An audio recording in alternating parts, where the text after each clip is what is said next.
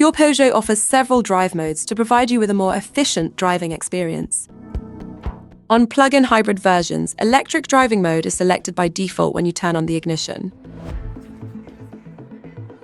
The maximum speed is approximately 135 km per hour, with 100% electric power. Hybrid mode optimizes your Peugeot's fuel consumption by managing the alternating or simultaneous operation of the two types of engines, depending on driving conditions and driving style. In hybrid mode, depending on the speed, it is possible to drive in 100% electric mode if the battery charge level is sufficient, and acceleration requirements are moderate. Sport mode allows for more dynamic driving, so you can enjoy your vehicle's maximum performance.